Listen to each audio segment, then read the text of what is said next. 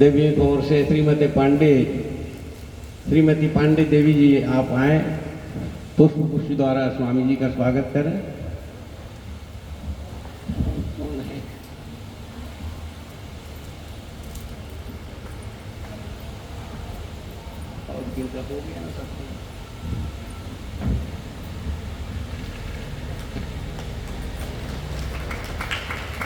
श्री बंसीलाल कश्यप जी आप पुष्पहार द्वारा स्वामी जी का स्वागत करें।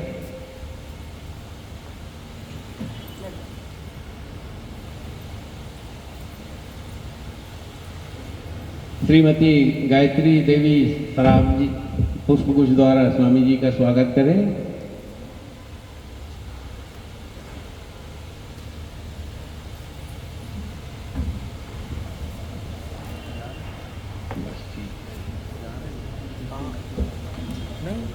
अच्छा, श्रीमती कश्यप जी दशरथ जी के आप आए और स्वामी जी का स्वागत करें।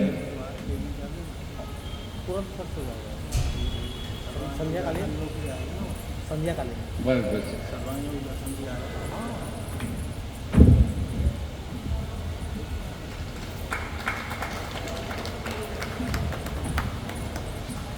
सभा की तरफ से परम पूज्य परम आदरणीय श्रद्धेय स्वामी जी से हम आप सब निवेदन करते हैं कि वे हम लोगों को अपने उद्बोधन द्वारा ज्ञान लाभ प्रदान करें। परम पूज्य स्वामी जी।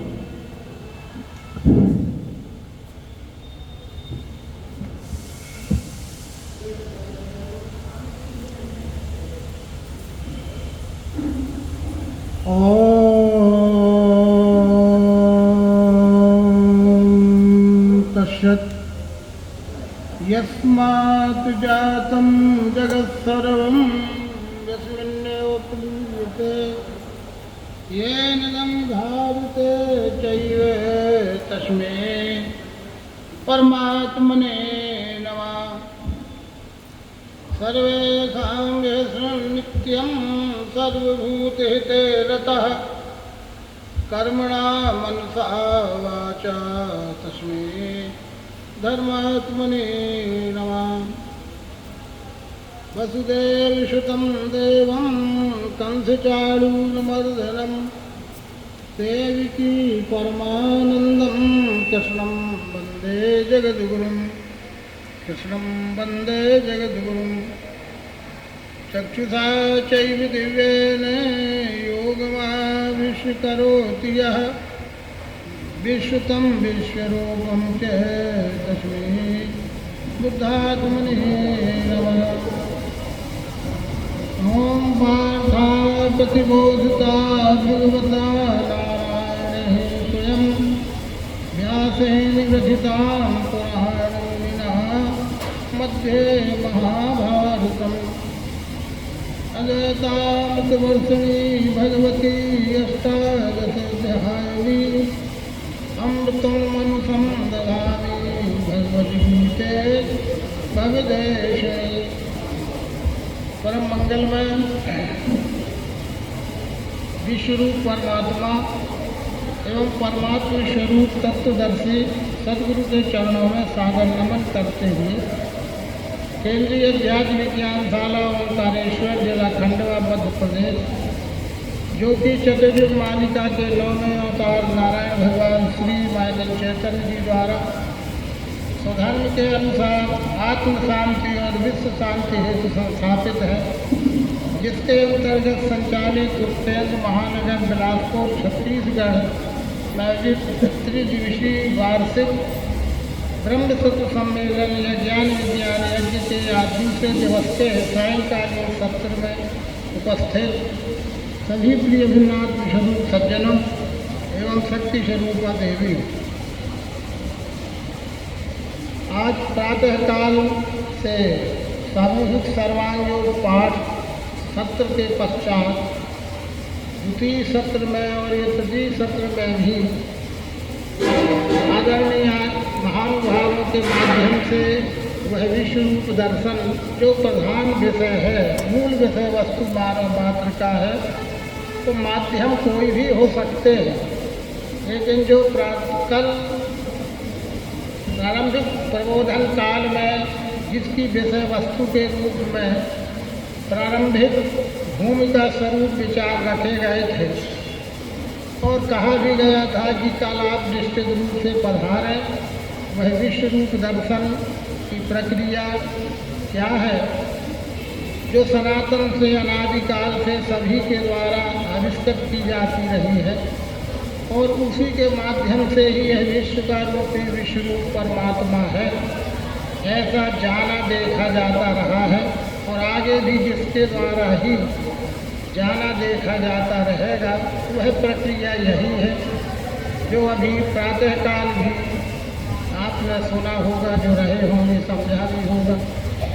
अभी भी आदरणीय विश्वरूपानंद जी के माध्यम से हम सब माध्यम हैं उसके, पर वो तो अवतार द्वारा आविष्कृत किया जाने वाला आविष्कार है। उसे अपनी अपनी भाषा में अपनी शैली उदाहरण प्रमाण बहुत प्रकार के हो जाते हैं भिन्न भिन्न, पर मूल विषय तो उतना ही है और वही है। उसे ही भूल जाने के कारण यह सब मानवीय समस्याएं धर्म और ईश्वर से लेकर के और मानव जीवन के पारस्परिक व्यवहार में भी विसंगति का कारण यही वह निर्मूल स्वरूप की विस्मृति है। पर लंबे समय से ये भूल हो जाने के कारण अनेकों बार वह विषय हमारे सामने आने के बाद भी हमें निश्चय होने में समय लगता है। अपनी अपनी गुणानुसार स्थिति हमारी आपकी रहती है, वह गुणानुसार अवस्था के कारण हमें निश्चय होने में स्थिति रहती है और जब तक निश्चय नहीं होता है तब तक वो अनिश्चय ही कहलाता है। वो निश्चय भी जब तक स्थिति ना हो उसमें तो वो अनिश्चय जैसा ही रहता है। जैसे जो हम मानव देहधारी ही होते हैं सभी, ये नहीं जानते हैं तो वो तो न जानना है, पर जिन्हें जानने का सौभाग्य प्राप्त हो जाता है, सद्गुरु प्राप्त हो जाते हैं, उन्हें जानना तो हो जाता है पर निश्चय तत्काल नहीं होता है। इसीलिए अभ्यास से ज्ञान श्रेष्ठ, इसलिए उसके लिए अभ्यास रखा गया बीच में। अभ्यास से ज्ञान श्रेष्ठ, ज्ञान से ध्यान है बड़ा, तो ध्यान से कर फल त्याग, त्याग से शांति है मिले। तो नहीं ज्ञान अयुक्तों को, जो अयुक्त है सद्गुरु से युक्त नहीं है, तो नहीं ज्ञान अयुक्तों को, ध्यान ज्ञान बिना नहीं, तो बिना ध्यान नहीं शांति नहीं सुख, अशांत को, अशांत व्यक्ति को कभी सुख की अनुभूति नहीं होती है। आज इसीलिए सारा मानव जगत अशांत है और सुख से बहुत दूर है, वह परम सुख से हम आप बहुत दूर हैं। उसके लिए अभ्यास ही जरूरी है।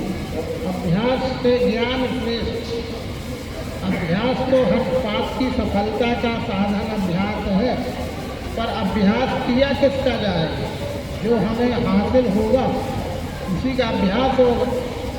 इसलिए अभ्यास करने के पहले वह तत्व दर्शन हासिल करो, प्राप्त करो, फिर उसी का अभ्यास होगा, तो फिर ध्यान होगा, फिर कर्म फल त्याग होगा, तो फिर त्याग से शांति है मेरे।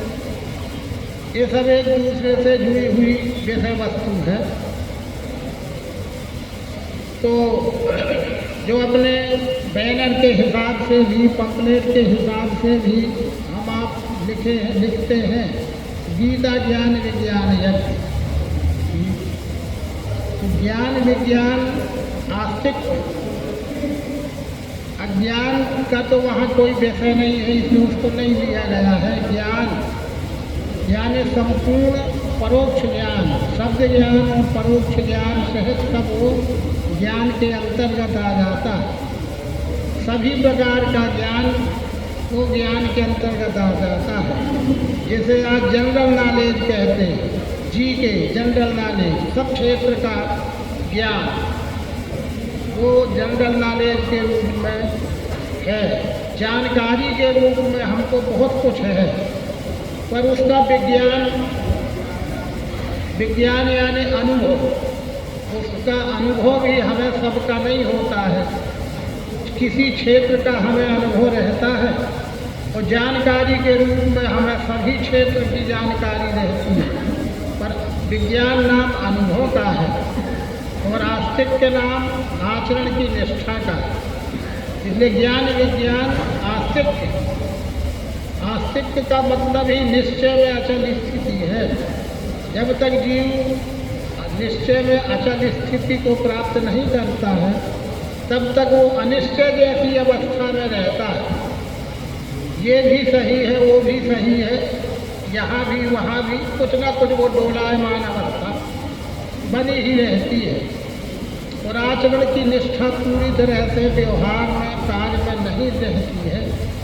वही जीव की निश्चय और अनिश्चय अवस्था का रहस्य है।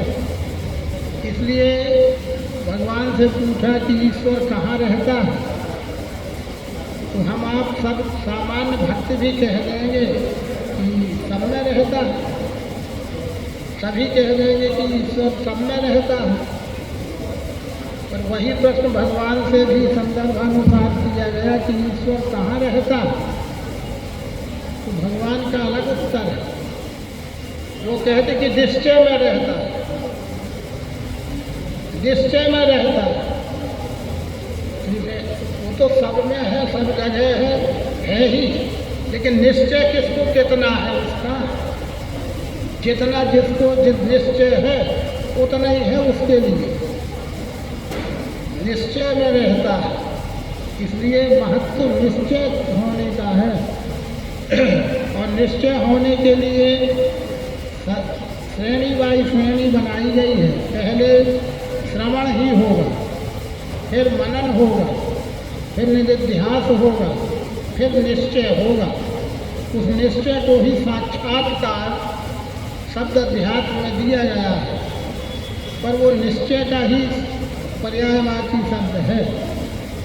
अब ये शब्द रूप भी होता है और प्रत्यक्ष रूप भी होता है। जहाँ केवल शब्द सुनाए जाते हैं और शब्द सुने जाते हैं, उन्हीं का ही श्रवण होगा, शब्द ही का, उसी का मनन होगा, शब्द का ही, उसी का निश्चय और अचल निश्चय हो जाता है, शब्द का ही। पर ये दर्शन के साथ है, ये दर्शन युक्त श्रवण है। यहाँ पर जो भी वस्तु अधिष्ठान सामने रखकर दिखाया जाता है, ये श्रवण है कि दर्शन है। इसे भी प्रारंभिक अवस्था में हम सुनने में ऐसा ही लेते कि जैसे सब कुछ सुनते रहते हैं, वैसे ये भी एक सुनना है, सुनते। पर जरा विचार करिए कि जैसे हमारे आपके व्यवहार में पहले भी ट्रांजिस्टर हुआ करता था, उसमें भी वही सब समाचार और जो भी विषय वस्तु है केवल सुनाई आती थी, हम केवल सुनते थे। कुछ दृश्य नहीं दिखता था, कोई चित्र नहीं दिखता था। लेकिन उसके बाद अब जो वर्तमान में दूरदर्शन है, टीवी जैसे कहते हैं, उसमें देखना और सुनना दोनों होता है ना।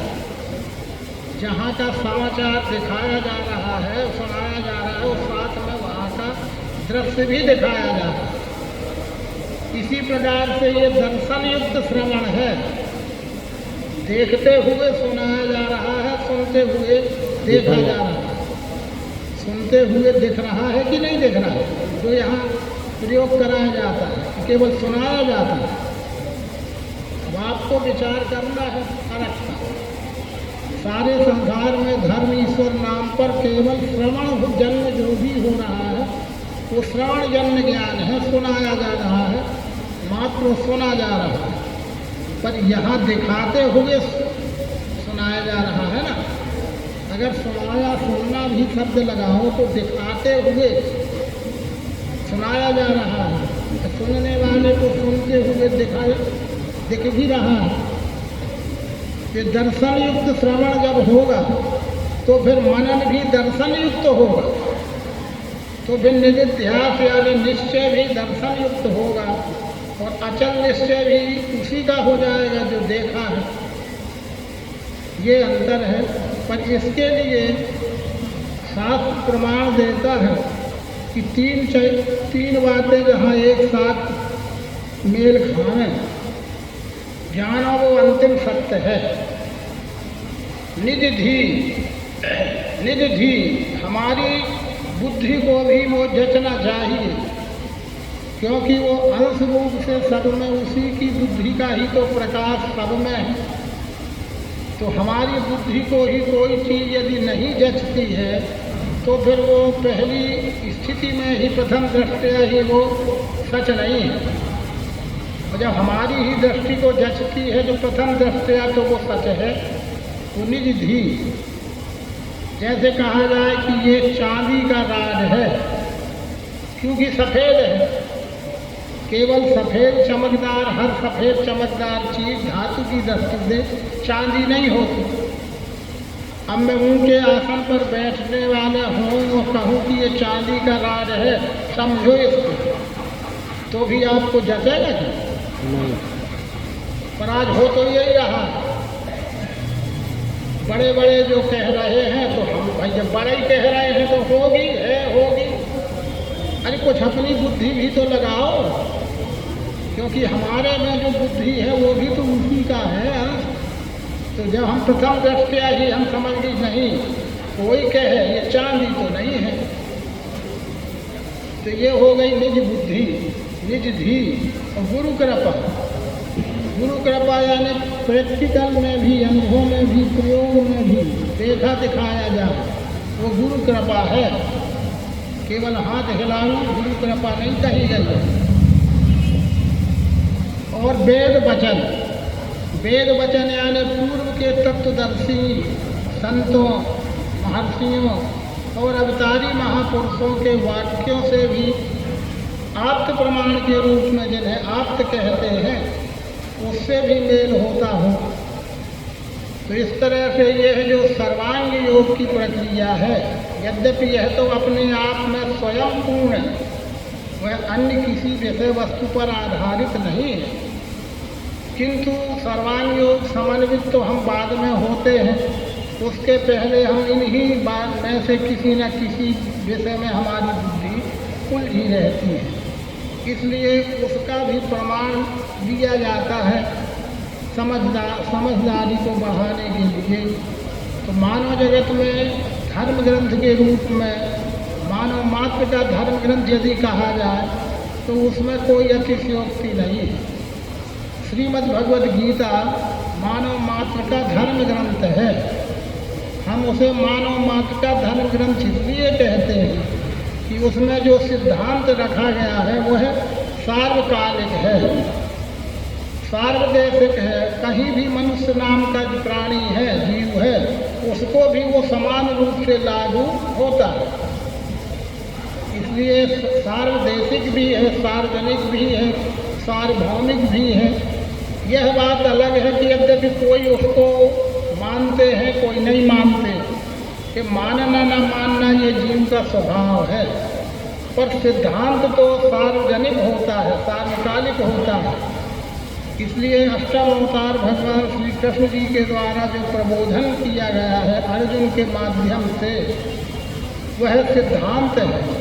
और सिद्धांत सार्वकालिक होता है, सार्वदेशिक होता है। व्यक्ति विशेष, गुट विशेष, पंथ विशेष, राष्ट्र विशेष की ऐसी कोई विषय वस्तु उसमें कहीं एक शब्द भी नहीं समझ में आया। इसलिए संसार के जो भी विद्वान हुए हैं या बुद्धिजीवी हुए हैं, और आज भी जो मेधा बुद्धि रखने वाले प्रातः बुद्धिवान हैं, प्रज्ञा बुद्धिवान हो, नितंबरा बुद्धिवान हो, वो श्रीमद् भगवद गीता को किसी न किसी रूप में स्वीकार जरूर करते हैं। किंतु सर्वांग योग न होने के कारण उन हम सब गीता प्रेमियों को भी आज संसार में बड़े बड़े गीता भवन हैं, गीता मंडल हैं, स्वाध्याय मंडल हैं, श्रीमद् भगवद गीता पर प्रवचन करने वाले बड़े बड़े विद्वान भी हैं, सब हैं। पर सबके होते रहते हुए भी गीता का विषय वस्तु क्या है ये निश्चय नहीं हो पा रहा।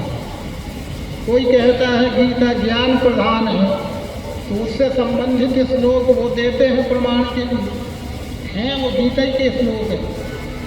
कोई कहते हैं कि गीता कर्म प्रधान है, तो कर्म से की प्रधानता का बोध कराने वाले श्लोक संदर्भ में वो भी गीता ही से दिए जाते हैं। कुछ लोग मानते हैं, कहते गीता क्रिया योग प्रधान है, तो उसके भी श्लोक देते हैं। कुछ लोग सिद्ध करते हैं कि गीता उपासना प्रधान है, उसके भी श्लोक देते हैं। तो इसी 700 श्लोकों के अंतर्गत या 745 श्लोकों के अंतर्गत सबको अपनी अपनी बात का आधार मिल जाता है। कोई कहता है ज्ञान प्रधान है, तो उसके लिए भी आधार मिलता है। कर्म प्रधान, भक्ति प्रधान, उपासना प्रधान, अनेक प्रकार के जो अपने अपने माने हुए भिन्न भिन्न प्रधान हैं, उनको समर्थन देने वाले श्लोक भी श्रीमद् भगवद गीता में ही मिलते हैं। लेकिन वास्तव में गीता क्या प्रधान है? वास्तव में यथार्थ में गीता क्या प्रधान है? इसका रहस्य तो 8वें अवतार के बाद आने वाले 9वें अवतार भगवान श्री मानंद चैतन्य जी ने ही समझा है और हम सब मानवों को समझाया है कि गीता क्या प्रधान है। ये तो उसके अंग और उपांग हैं जो अलग अलग खंड खंड में हम बांट के प्रधानता दर्शा रहे हैं। ये आंगिक बातें हैं। उसका एक अंग ज्ञान भी है, कर्म भी है, उपासना भी है, भक्ति भी है, ये सब उसके अंग हैं। लेकिन वो सर्वांग रूप से तो विश्व रूप दर्शन है। यदि ये विश्व का रूप ही विश्व रूप परमात्मा है, ऐसा बोध नहीं हुआ तो कौन ज्ञान है? फिर वो ज्ञान ही नहीं है, फिर तो वो जनरल नॉलेज है, ज्ञान की श्रेणी में नहीं आएगा। यदि काया वाचा मन से दिखने वाले के प्रति व्यवहार नहीं हुआ तो वो कर्म है, फिर तो सब कुछ कर्म है, उसे कर्म की श्रेणी में भी नहीं रख सकते। और उपासना के नाम पर विभिन्न प्रकार की साधना पद्धतियां हैं, लेकिन वो एकांगी है, एक देशी है। श्रीमद् भगवद गीता की उपासना तो आचार्योपासना है। तत्वदर्शी आचार्य के समीप रहकर जो तत्व दर्शन बोध किया जाता है वो श्रीमद् भगवद गीता की उपासना है, आचार्योपासनम। और वो अंत में सब मिल के अनन्य भक्ति के लिए है। अनन्य भक्त हो मेरा पूजना नमना मुझे, यो मेरी धुन छाने से मुझ में मिल जाएगा। इस तरह से अभी आज जो भी शेष समय हमारे आपके पास है काफ़ी है। 5 बजे तक तो चलाओगे, 5 बजे तक के लिए जो भी हमारे आपके पास समय उपलब्ध है उसको श्रीमद् भगवद गीता के विभिन्न संदर्भ के अनुसार विभिन्न श्लोकों को संदर्भ में लाके व्याख्या करना वो अलग विषय हो जाता है। किंतु क्रम से सिलसिलेवार जहाँ वो विषय है उसकी संगति के लिए पूरा विषय समझे बिना तो बात समझ में नहीं आती है। तो सबसे पहला तो उसकी विषय वस्तु वही है। कोई प्रश्न हुए बिना कोई उत्तर नहीं हो सकता। प्रश्न ही नहीं है तो उत्तर क्या होगा? इसलिए श्रीमद् भगवद गीता में प्रश्न है और वो मुख्य रूप से एक ही प्रश्न है। एक ही प्रश्न के आधार से फिर श्रीमद् भगवद गीता रूपी वृक्ष का विस्तार है। बीज रूप प्रश्न तो एक ही है और वो एक ही श्लोक कारण बना है पूरी गीता। और उस एक ही श्लोक में ही लोगों का सारा भ्रम दूर हो सकता है दिव्य दृष्टि के बारे में, दिव्य चक्षु के बारे में। और पूरे संदर्भ में एक ही श्लोक है वो उनका, बस दूसरा उनका कोई श्लोक नहीं है। जिसे हम धृतराष्ट्रवाच नाम से पढ़ते हैं, श्रीमद् भगवद गीता के पहले अध्याय का पहला श्लोक ही है धृतराष्ट्रवाच। धृतराष्ट्र भी उसमें इतिहास में जाने की जरूरत नहीं है, क्योंकि वह इतिहास हम आप सब जानते हैं। हमारा मतलब इतिहास पक्ष की ओर नहीं है, उसके सिद्धांत पक्ष की ओर है। धृतराष्ट्र अंधे राजा धृतराष्ट्र हैं, कौरव आदि के पिता हैं, जन्म से जन्मांध हैं। उनके लिए व्यवस्था की गई थी कि संजय नामक रणविद्वाहक दूत के रूप में संजय को नियुक्त किया गया था व्यास जी के द्वारा, इसलिए कि युद्ध भूमि का आंखों देखा हाल ये आपको आकर के बताया करेंगे, और उनकी ये व्यवस्था की गई थी उनके लिए। ये दिव्य दृष्टि के बारे में जो नाना प्रकार के भ्रम हैं और नाना प्रकार के प्रमाणों के द्वारा उसे स्वयं सिद्ध है कि वो आता जाता था, लेकिन आज मानव जगत में उस विषय में क्या धारणा हो गई है, वो धारणा टाले ही नहीं टलती है। तुम लाख सुनाओ लाख बताओ, वो टाली नहीं टल रही है। तो हसनापुर के राजमहल में बैठा ही देखता था, क्योंकि उस बात को आज के भी बहुत से लोग अभी भी कह रहे हैं, आज कह रहे हैं, अभी के तत्काल में भी कह रहे हैं। मैं ऐसा ही कुछ कि दिव्य दृष्टि से मैं देख रहा हूँ कि ऐसा अभी भी कुछ लोग कह रहे हैं। तो जनमानस में कैसे टाले टले वो? इतिहास की दृष्टि की तो बात अलग है, अभी आज के समाचारों में कुछ लोग अभी भी कह रहे हैं ऐसी बात। तब जन सामान्य भी क्या करे बेचारे। चलो ठीक है, देखते हैं पहला श्लोक ही, वही तो आधार है संपूर्ण श्रीमद् भगवद गीता का। धृतराष्ट्र का प्रश्न है कि धर्म क्षेत्रे कुरुक्षेत्रे संवेता युष्वा माम का पांडवश्चैव किम अकुर्वत संजय। मात्र ये एक अकेला प्रश्न, एक शब्द सारे भ्रमों को दूर करने वाला है कि धर्म भूमि कुरुक्षेत्र कहाँ युद्धार्थ जो गए, पुत्र मेरे पांडु पुत्र सबों ने कर्म किया। बस दो अक्षर का शब्द ही पूरा फैसला कर दे रहा है कि नहीं। यदि आमने सामने जैसे हम आप बैठे हैं तो कोई भी पूछ सकता है कि यहाँ क्या हो रहा है, यही पूछेगा ना कि यहाँ क्या हो रहा है। वर्तमान काल का ही क्रिया लगेगी ना कि क्या हो रहा है। तो फिर जब आमने सामने धृतराष्ट्र संजय बैठे ही हैं तो राजा धृतराष्ट्र को ये प्रश्न करना चाहिए कि संजय बताओ क्या हो रहा है। ऐसा ही तो सटीक लागू होता ना, क्या हो रहा है। ये क्यों पूछा जा रहा है कि क्या हुआ। इसका मतलब तो सीधा समझ में आ जाता है ना कि यहाँ की कमरे में कुछ नहीं हो रहा, तुम जहाँ से आए हो वहाँ क्या हुआ। ठीक है, अभी भी व्यवहार में, अभी वर्तमान में क्या हो रहा है, किस विषय पर भाषण हो रहा है, प्रश्न तो यही होगा। और यहाँ से उठ के जाने के बाद 1 घंटे बाद भी क्यों ना हो, कोई पूछे कि आप कहाँ गए थे, सत्संग में गए थे, तो वो क्या होता था वहाँ, ये बातें होने लगेंगी ना, क्या हो रहा था। पूरा विषय वस्तु ही बदल जाएगी ना। काल की क्रिया, सारी क्रियाएं भूतकाल की लगाना पड़ेगी। कहाँ गए थे, क्या हो रहा था, ये भूतकालिक क्रिया लगाना पड़ेगी।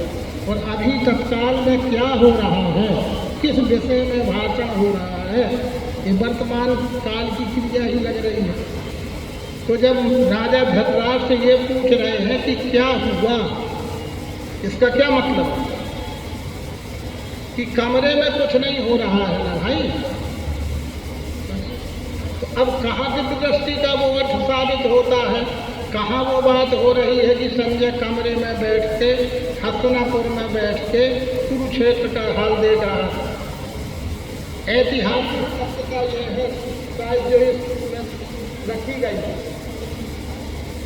ये चित्र भी अपना इतिहास सिद्ध करता है कि दोनों सैन्य के दोनों सानों के बीच में मेरा रथ खड़ा करिए, ये अर्जुन ने कहा।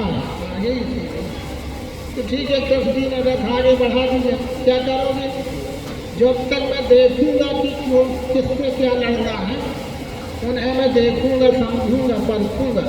तो कृष्ण जी ने रथ आगे बढ़ा दिया, दोनों दल के बीच में रख कर दिया। और फिर अर्जुन को जो मोह हो गया वो तो उसका निरसन करने के लिए जो उपदेश हुआ, उस समय भी संजय वही खड़ा था, क्योंकि वो पत्रकार है, संवाददाता है, खास जगह पे वही रहता था।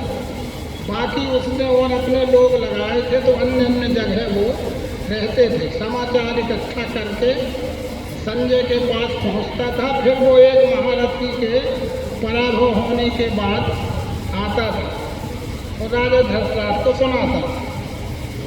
तो जहाँ ये श्रीमद् भगवद गीता है वो महाभारत पर्व के अंतर्गत भीष्म पर्व में ही है।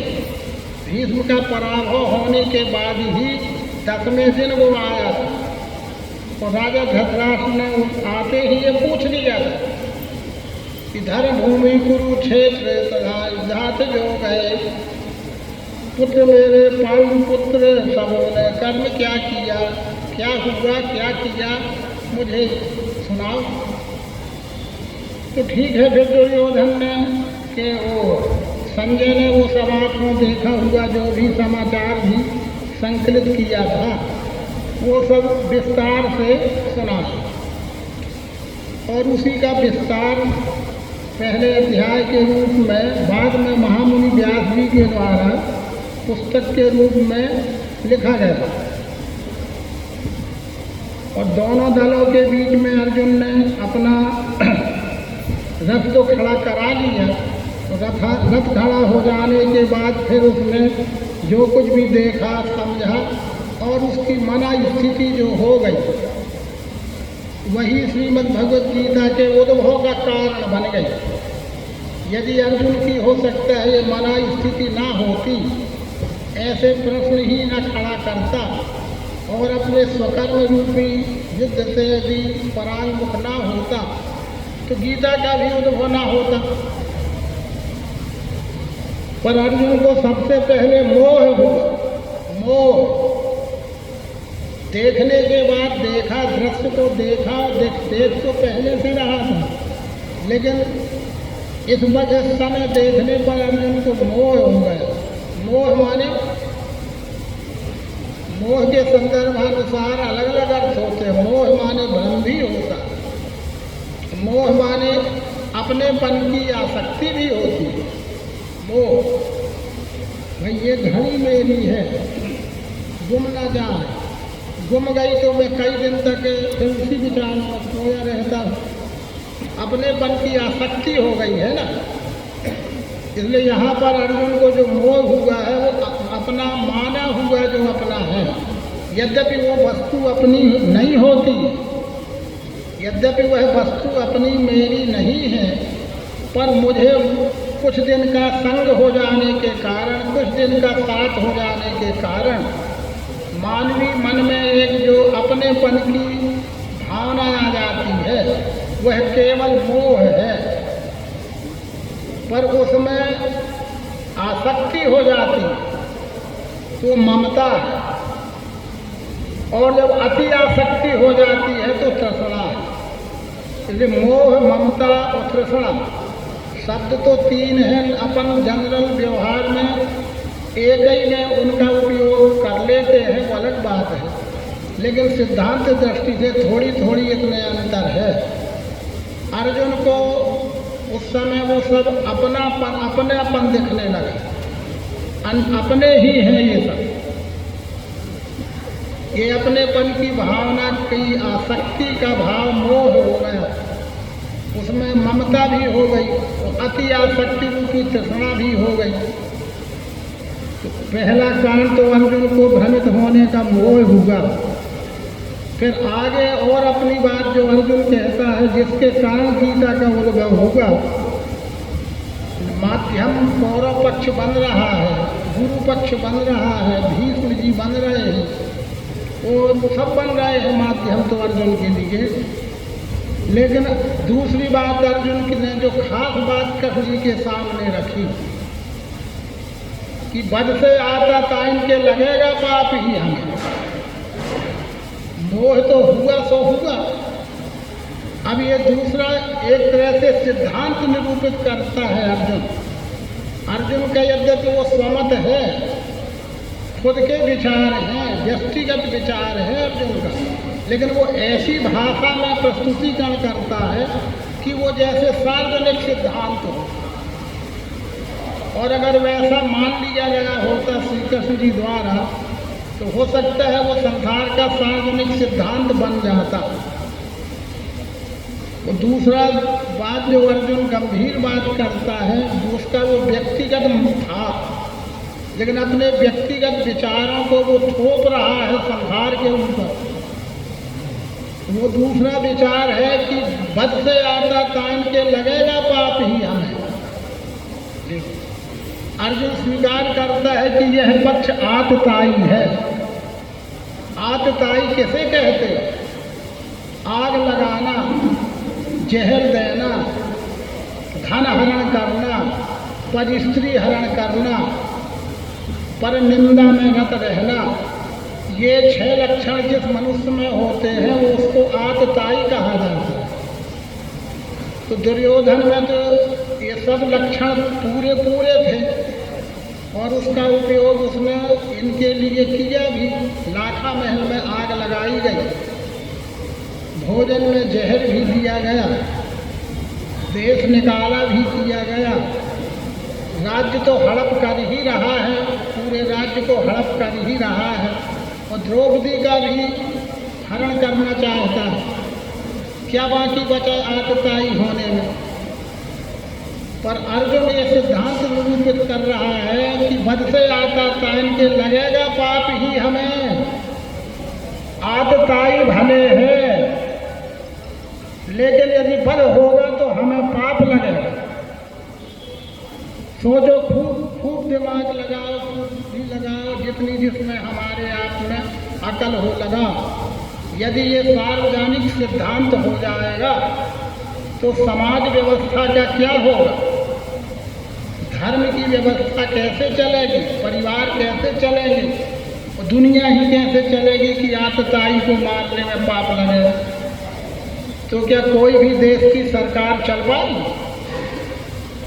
फिर ये घुसपैठियों को क्यों मारा जाए?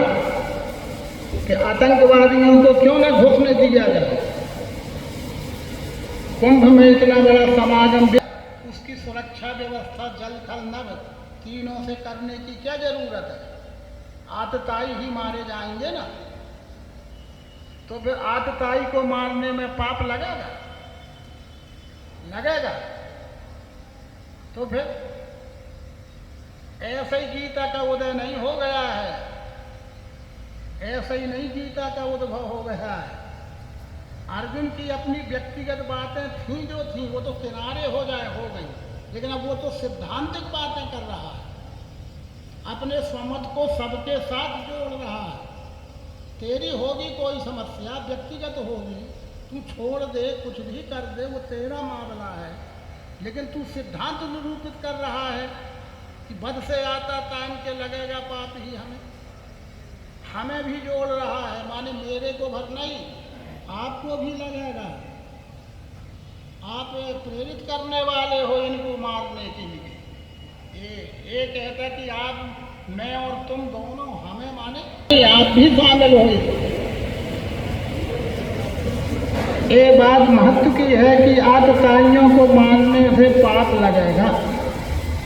तीसरी महत्वपूर्ण बात और है, एक ही बात में तो इतनी व्याख्या हो जाएगी कि कई जन्म कम हो जाएंगे। तीसरी बात महत्वपूर्ण जो संजय उसके द्वारा, अर्जुन के द्वारा कही जा रही है पहले अध्याय में, कुल धर्म और जाति धर्म, कुल धर्म और जाति धर्म ही सनातन है। मिटेंगे जाति के धर्म, कुल धर्म सनातन। सोच लो, आज भी हम सब सनातनी हैं, तो सनातन के लिए ही सब हो रहा है। और सनातन की बहुत बात हो रही है, बहुत व्याख्या हो रही सनातन, लेकिन अर्जुन का सनातन ये है और कृष्ण जी का सनातन, सनातन में ही तो मतभेद हो गया ना कि अर्जुन का सनातन क्या है। ये कुल धर्म और जाति धर्म ही सनातन है। अगर ये मिट गया प्रभु तो फिर धर्म ही मिट गया। मिटेंगे जाति के धर्म कुल धर्म सनातन। तो क्या भगवान श्री कृष्ण का सनातन भी यही है? क्या इसी को उन्होंने स्वीकार किया? और भी बहुत सी बातें हैं, पर ये 3 बातें विशेष रूप से रेखांकित की गई, जिनका व्यक्तिगत रूप से अर्जुन अकेले से कोई संबंध नहीं है। बहुत सी विषय वस्तु तो अर्जुन की व्यक्तिगत है उसमें, पर ये कुछ विषय वस्तु है जो इसका मानव मात्र से संबंध है और अनादिकाल से रहा है, आगे भी रहने वाला है। ये तो महाभारत नामक जो युद्ध की समस्या है, ये तो उस समय की क्षणिक परिस्थिति जन्य विषय वस्तु है। वो अर्जुन की व्यक्तिगत भी हो सकती है, लेकिन जिसका निमित्त माध्यम अर्जुन बन रहा है उसका परिणाम तो दीर्घकालिक होने वाला है। यदि इन बातों को मान लिया जाएगा तो मर्यादा ही मिट जाएगी, धर्म की व्यवस्था ही न रह जाएगी। इसी तरह से लोग सनातन की अपने अपने मन की व्याख्याएं तो परिभाषाएं करेंगे, तो सभी को अपने को सनातन ही कहेंगे। बड़ी गंभीर विषय आ जाएगा। इसलिए भगवान श्री कृष्ण का प्रबोधन जो है वो महत्वपूर्ण है। पहला अध्याय तो प्रश्न पक्ष है।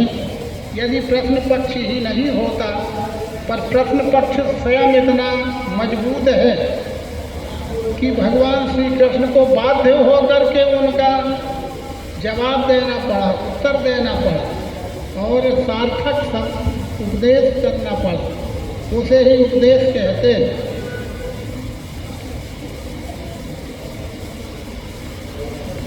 वो उसके प्रबोधन में भगवान श्री कृष्ण ने जो कहा है उसके कुछ श्लोक लेते हैं। कितने होंगे ये कोई जरूरी नहीं, पर जितने होंगे वो सारगर्भित हो, समझ में आए, हमारे आपके गले उतरे। उसके प्रबोधन में जो श्री भगवान श्री कृष्ण के द्वारा जो प्रबोधन हुआ, असोच्यानान सोचस्तम प्रज्ञावादात भाससे गतासूंश्च नान सोचन्ति पंडिता। यहीं से भगवान श्री कृष्ण का प्रबोधन शुरू होता है कि अर्जुन, न सोचना जो सो सोचे। ये मानवीय व्यवहार की आदत होती है। इस आदत के कारण ही उसको मनुष्य कहा जा सकता है और कहा जाता है कि जो वर्तमान में उसके अधिकार की विषय वस्तु होती है, जो उसके अधिकार का कर्तव्य कर्म होता है, उसके प्रति तो वो सोचना क्या, स्वप्न में भी विचार नहीं करता है। और जो हमारे अधिकार में ही नहीं है उसके बारे में बहुत कुछ सोच के परेशान रहता है। यही तो हमारी स्थिति है। जो वर्तमान में हम आपको अपने परिवार के लिए, समाज के लिए, देश के लिए, दुनिया के लिए जो हम कर सकते हो या जो हम कर सकते हैं, उसकी तो कोई परवाह ही नहीं। अरे अब आगे क्या होगा, अरे आगे क्या होगा, ये आगे क्या होगा, इस बात में ज़्यादा चिंतित हैं। और वर्तमान कैसा चल रहा है, वर्तमान को कैसे जीना है, वर्तमान में क्या व्यवहार करना है, इसकी हमें कोई फिक्र क्या, वो तो चर्चा छोड़ो, वर्तमान की बात ही नहीं होती है। वही बात अर्जुन का है कि वर्तमान में जो दृश्य उपस्थित हुआ है उसमें क्या करना है, इसकी तो बात ही नहीं कर रहा ना। कौन जीतेगा, कौन हारेगा, कौन मरेगा, कौन जिएगा, कुल धर्म का क्या होगा, जाति का क्या होगा, वर्ण संकर हो जाएंगे तो क्या होगा, ये बातें कर रहा है। उस सब के उत्तर में भगवान ने एक ही शब्द दे दिया कि न सोचना जो सो सोचे। जो तेरे अधिकार में ही नहीं है उसको खूब सोचता है। कौन जिएगा, कौन मरेगा, कौन हारेगा, कौन जीतेगा, ये तेरे अधिकार में है क्या?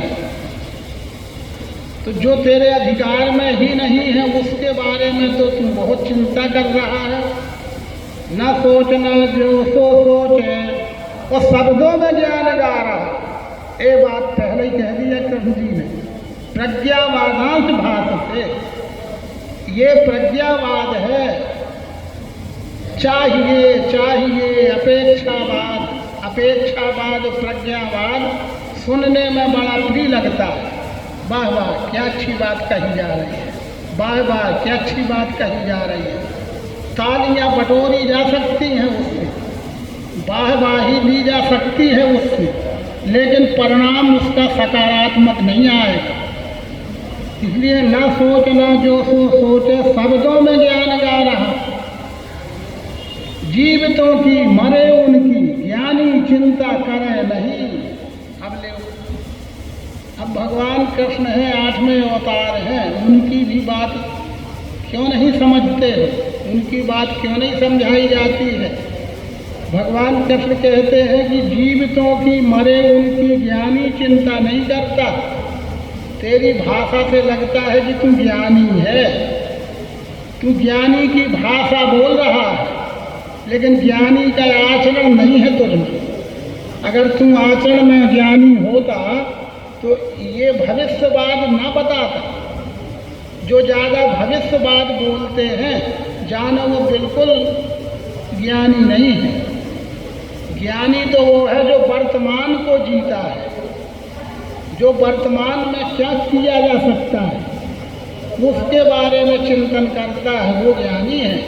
और जो भविष्यवाद बतलाता है वो नहीं। तो तू तो भविष्य